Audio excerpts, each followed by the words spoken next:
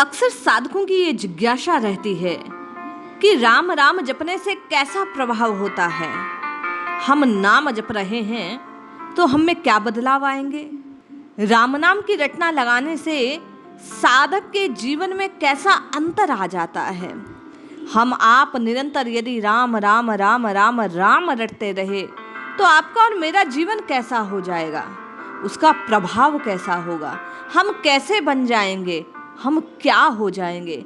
कई प्रकार की अभिलाषाएं, कई प्रकार की शंकाएं, कई प्रकार की जिज्ञासाएं साधकों के हृदय में होती हैं नाम जप के प्रभाव को लेकर, अंतर को लेकर, सिद्धि को लेकर। आज इन सब बातों के लिए आप और मैं परम पूज्य स्वामी श्री राम सुखदास जी महाराज के लेख के एक अंश को श्रवण करते हैं और जानने का प्रयास करते हैं कि भीतरी भावों पर ये नाम की रटना क्या प्रभाव लाता है। जय श्री हरि। पूज्य गुरुदेव के चरणों में प्रणाम। सभी नामनिष्ठ साधकों को जय जय श्री सीताराम। पूज्य स्वामी जी लिखते हैं, भजन करे पाताल में प्रकट होए आकाश, दाबी दूबी ना रहे कस्तूरी की बास। कस्तूरी की सुगंध को कोई चाहे जितना दबाने, लेकिन स्वयं के भीतर रहने पर भी उसे पता नहीं, वह उसी सुगंध के पीछे दौड़ता रहता है। उसी प्रकार ये भाव सिद्धि है। जब आप और मैं राम राम राम राम रटने लगते हैं तो स्वामी जी कहते हैं बिगड़े का सुधार हो जाता है।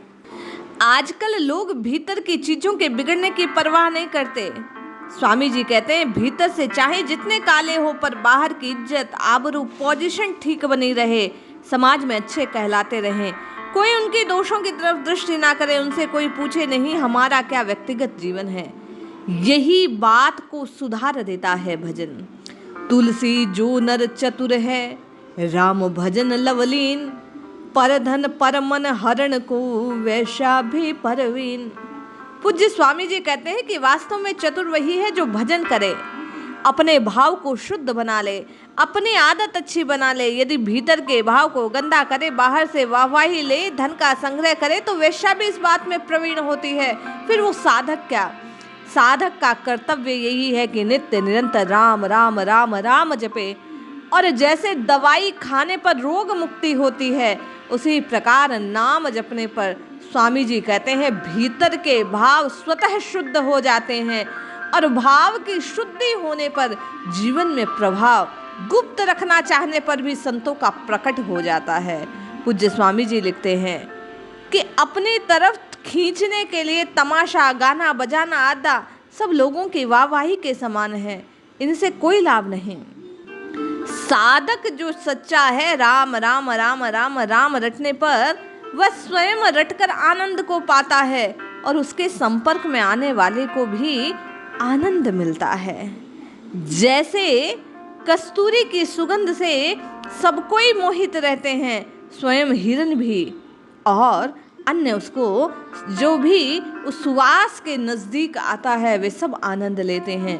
उसी प्रकार नाम की रटना लगाने वाला साधक जिह्वा से इस रस को पीकर स्वयं भी आनंदित होता है और उसके संपर्क में आने वालों पर भी उसका प्रभाव होता है। पूज्य स्वामी जी लिखते हैं कि नाम की निरंतर रटना लगाने से भीतर से शुद्ध बनता है। समाज में लोग उसे अच्छा समझे ना समझे, उसके भाव अच्छे होने से चित्त में हर समय आनंद बना रहता है, प्रसन्नता रहती है और मरने पर सद्गति होती है।